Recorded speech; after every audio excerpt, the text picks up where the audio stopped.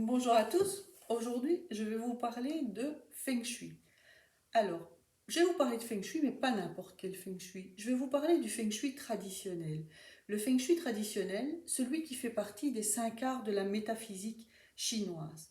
C'est un art ancestral qui considère que tout est lié dans la vie d'un homme et que sa qualité de vie dépend de l'influence de son environnement, de l'influence du temps, mais aussi de l'influence de ses actions. Surtout à ne pas confondre avec le feng shui occidental. Le feng shui occidental est une vision très simplifiée du feng shui qui axe principalement ses actions sur la décoration et avec lequel je n'ai jamais eu de résultats vraiment probants. Alors, quelques petites améliorations dans la vie des personnes, mais vraiment pas de résultats probants. C'est ce qui m'a incité à me tourner vers le feng shui traditionnel. Alors, procéder à une analyse Feng Shui selon le Feng Shui traditionnel, eh bien, qu'est-ce que cela permet? Cela permet de repérer les énergies positives et négatives pour chaque personne, en tenant compte de sa date de naissance, de la date d'aménagement dans sa maison, mais aussi de la date d'aménagement dans son lieu de travail. Ça dépend aussi du relief extérieur, du paysage, de l'environnement. Donc, quand on fait une analyse Feng Shui, on, quelque part, détermine les énergies positives et négatives pour chaque individu qui habite dans la maison. Alors, je vous parle d'individus qui habitent dans la maison, mais savez-vous que les analyses Feng Shui ne sont pas uniquement faites par des privés et que bon nombre d'entreprises de renom font appel à des maîtres Feng Shui pour renforcer leur position, améliorer leur performance, améliorer leur compétitivité. Je vous donne un exemple. À Hong Kong, 90% des entreprises font appel à des experts Feng Shui pour décider de leurs implantations. Mais pas seulement. Si je vous dis que Coca-Cola a fait appel à un expert Feng Shui pour son siège d'Atlanta, que Xerox, Bouygues Immobilier, le Crédit Suisse, le Crédit Lyonnais, l'Hôtel Bellagio, Body Shop, Nature et Découverte sont toutes des entreprises qui font appel à des maîtres Feng Shui pour définir les lieux de l'établissement de leur boutique. Pas mal, non? Alors, qu'est-ce qu'on analyse en Feng Shui? La première chose que l'on analyse, c'est le positionnement du bâtiment sur le terrain. J'entends par là son orientation, son environnement, sa forme, ainsi que la forme du terrain qui est très importante.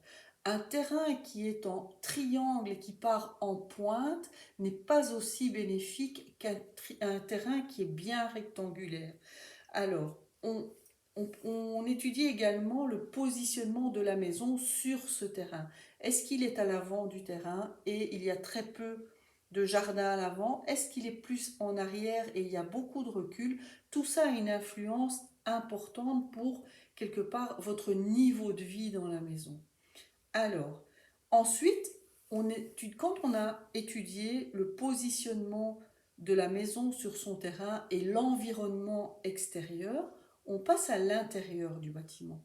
Et là, on divise le bâtiment, on fait un plan intérieur, on divise le bâtiment en 9, et là, on détermine les orientations favorables et défavorables pour chaque personne qui habite dans la maison. Et ça, c'est en fonction de la date de naissance, en fonction de l'orientation du bâtiment et du positionnement de la porte d'entrée. On mesure aussi les flux et leurs influences. Vous n'avez pas le même impact sur votre vie si votre porte d'entrée est face à une route à trafic important ou si vous habitez dans un cul-de-sac. Ce n'est pas du tout la même chose.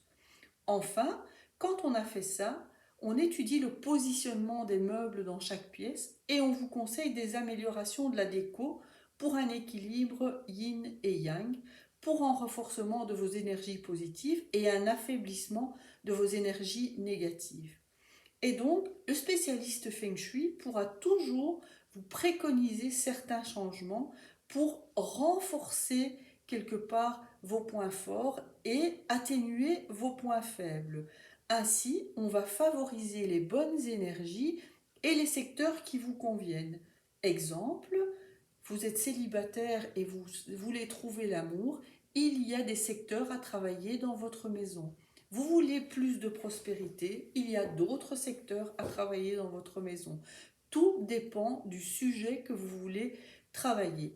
Et si rien ne va dans votre vie, eh bien, il n'est pas rare qu'on vous conseille de changer de maison et d'environnement. Alors, voilà, sur des faits concrets et on vous explique le pourquoi du comment, mais ça arrive, je ne dirais pas fréquemment, mais régulièrement que l'on propose à des personnes de changer d'environnement parce qu'il n'y a aucune possibilité d'amélioration dans leur environnement.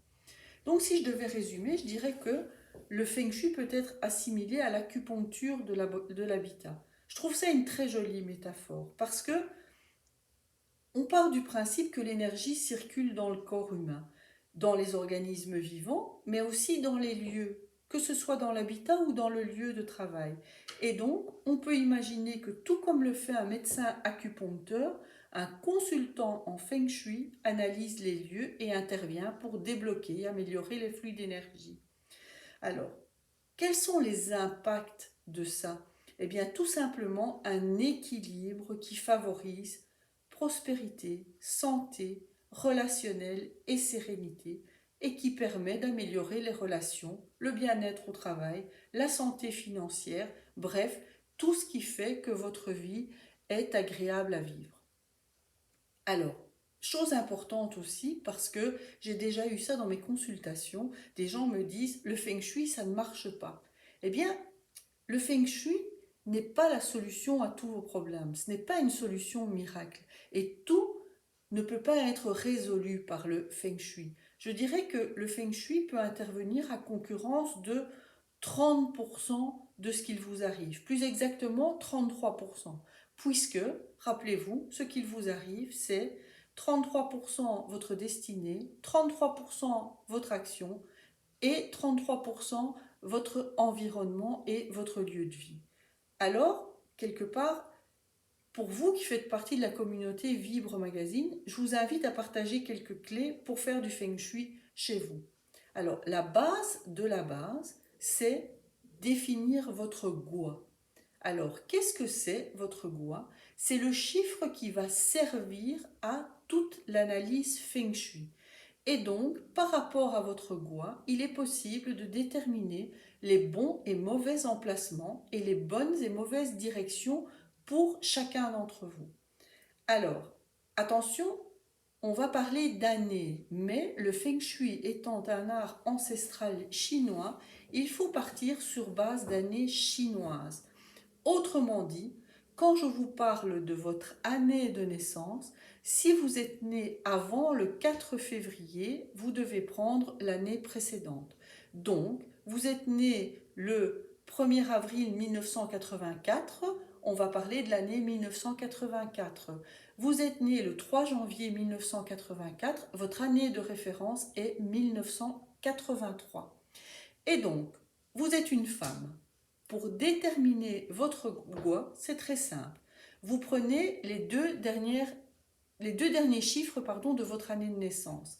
Et donc, je reprends mon exemple de 1984. Les deux derniers chiffres, 8 et 4. D'accord? 8 plus 4, 12. 12, il faut le simplifier. Et donc, on fait 1 plus 2 égale 3. 3 est votre chiffre auquel vous devez ajouter 5 pour obtenir votre gua. 3 plus 5 égale 8. Vous êtes né en avril 1984, votre gua est 8.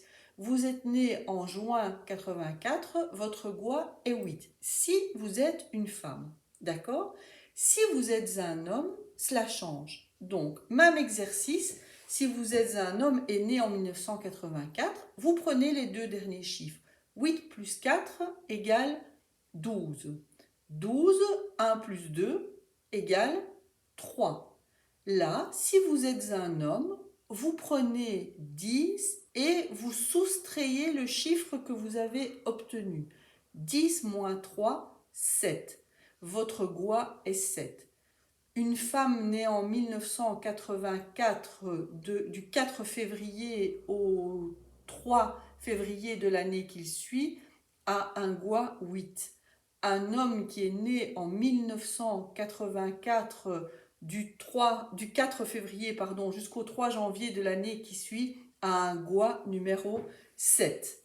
D'accord? Si quand vous calculez votre Gua, vous obtenez le chiffre 5, il faut savoir que le chiffre 5 n'existe pas dans les Gua, dans l'art ancestral chinois. Donc, si vous êtes une femme, si vous obtenez 5, vous le remplacez par 8.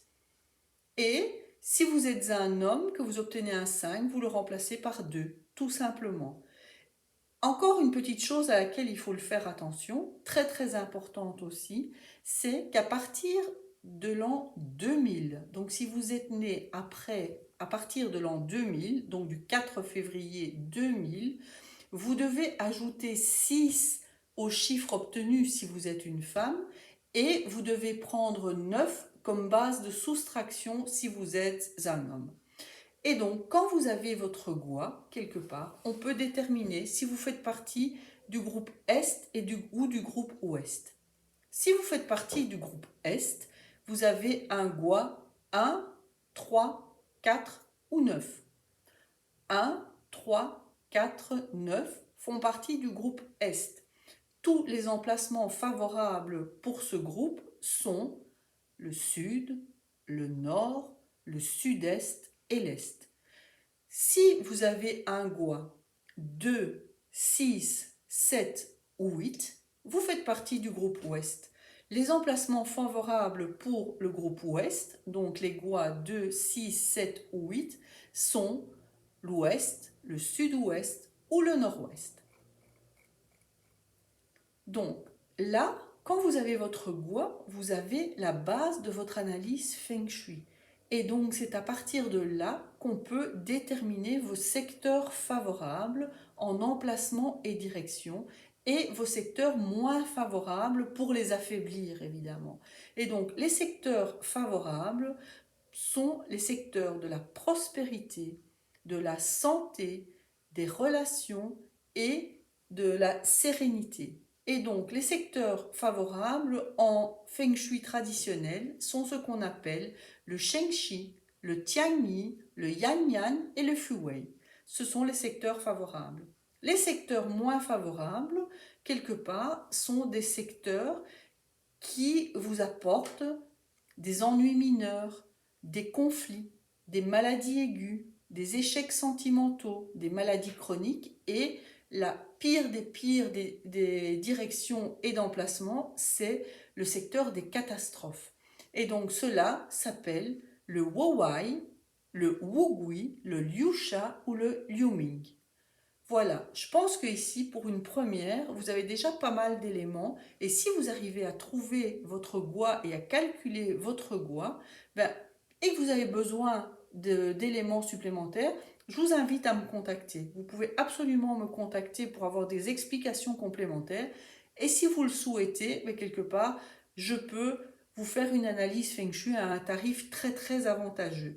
Contactez-moi, on peut toujours s'arranger et on peut toujours trouver un terrain d'entente pour améliorer votre vie. À bon entendeur, salut!